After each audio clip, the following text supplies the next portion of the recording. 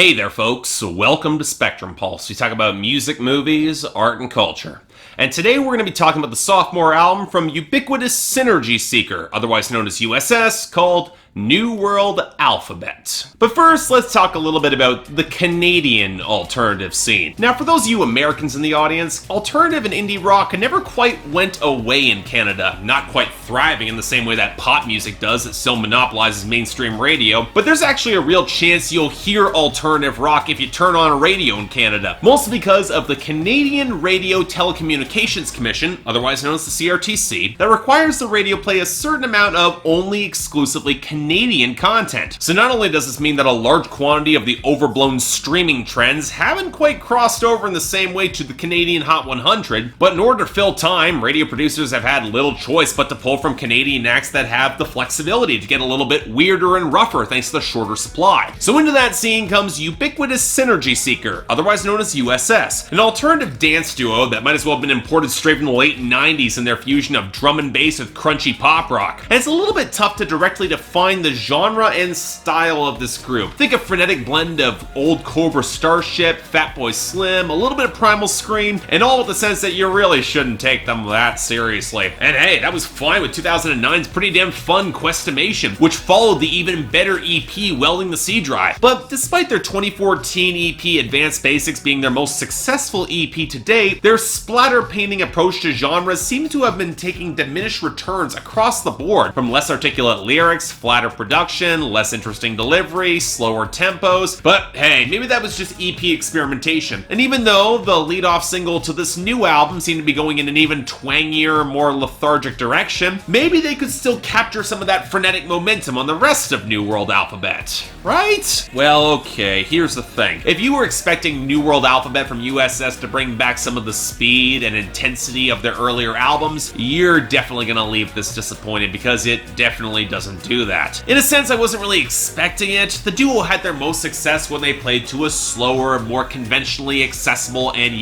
mainstream sound and style, and the desire to keep repeating that success is very plain across the album, and I can't really blame them for that. And yet, while I'm not surprised, I can't help but be disappointed that 8 years out from Questimation, Ubiquitous Synergy Seeker just can't bring back the same spark on this album. Now, for sure, it's not bad. The core of their sound and loose style is still mostly here, but the luster is definitely faded, and yeah, for me, that's the real disappointed. So okay, what went wrong with this? Because again, if you take a look on the surface, USS are still hitting a lot of the same marks. A decidedly late 90s approach to big stomping hooks, a lot of DJ scratching, and multi-track vocals layered to be borderline reminiscent of Smash Mouth, all against the big buzzy synth layers and blaring tones that wouldn't be out of place in the club boom. And hey, for as flimsy as this sort of sound can feel, there are reasons why it has worked for me in the past. Bright, prominent melodies, thicker beats, but never at the point that they compromise those melodies, and providing the tempos are fast enough, some pretty fun, danceable music. And sure, for the most part, the hooks are still there and are pretty good, and the percussion still picks up some of the groove, but with the slower tempos, you can't help but feel these tracks don't have the same spark of life. The texture's not as vibrant or explosive. Part of it feels like,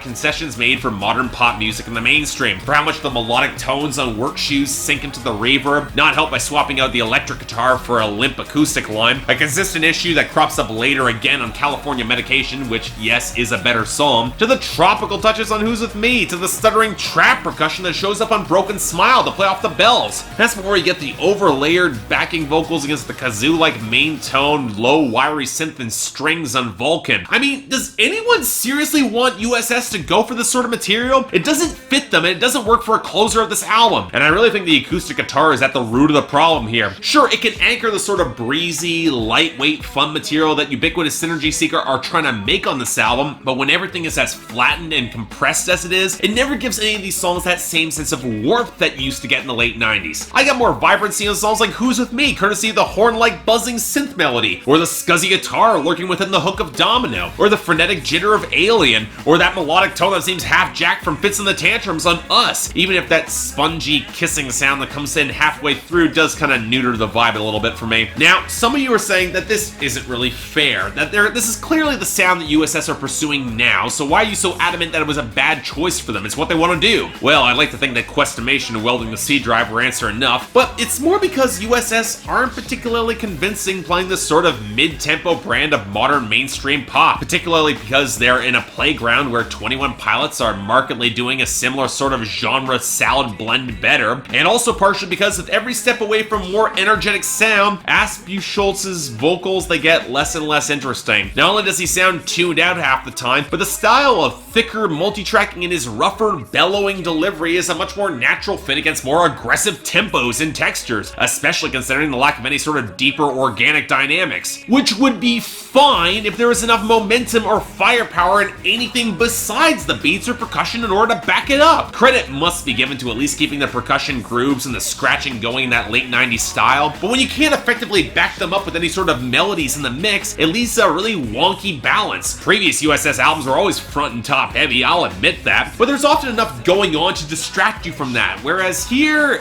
it's not as full force and it doesn't work as well. But okay, if they want to slow things down and relax, maybe Buchholz's delivery, that could work. Well, that would naturally place more of a focus on the lyrics, which is the last thing that you want for this album. Again, it's not so much that they're bad as they are painfully thin and lacking in greater detail and kind of generic, see Work Shoes, or the sort of try-too-hard flows that end up feeling really awkward, like there's a fly in my soupy soup or clear as the Christicle on Domino. None of it adds up to much of a coherent theme beyond general independence to enjoy oneself and add fun, which is fine, although when things do get kind of weird in the back half where it seems like the duo plays with Alien Disconnection on Alien, only to refute it and reassert feelings on Vulcan, and the regret of Us where they want to reunite a relationship, and I'm sorry, this is the sort of material that anyone wants to hear from Ubiquitous Synergy Seeker, for as reckless and messy as Broken Smile is, or really the first half of this album, it at least sounds like something that USS could write and something that would actually feel like it's kind of fun. But as a whole, honestly, I'm a bit at a loss how to even evaluate this project, partially because at around a length of about 26 minutes, it's too ephemeral to really raise much more of an impact for me. It really goes by pretty quick. I've had EPs that are longer than this. There's enough going on in the instrumentation and percussion grooves, and in some admittedly decent hooks that I can appreciate some of what USS used to be. But for as much as they're apparently wild on stage, it's not translating on record, which leads to a stiffer, thinner, more muted, and less interesting version of what came before. At least it doesn't overstay its welcome, and I was never really bored with it, which pushes up to an extremely light 6 out of 10, but it's hard to recommend, especially in comparison with their previous albums. If you're a fan of this sort of late 90s sound or blend, check out records like Questimation or Welding the C Drive. They're really a lot stronger than this, and I enjoyed them a lot more. So yeah, thanks a lot for watching. I'd like to like and subscribe. I've been more than grateful.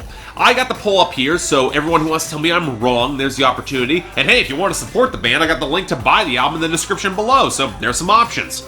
Beyond that, anything else I might be able to do to improve my presentation, I'm all ears. And if you guys want to get more involved in my scheduling, the link to my Patreon is right there. 3 times a week, you guys get to vote on which albums go up and down my schedule, and once a week, you guys get to vote to add records to my schedule, or even movies if you want. More details about that is right there, but until then, I'm Mark, you're watching Spectrum Pulse, and I'll see you next time. We're expecting a show. Something's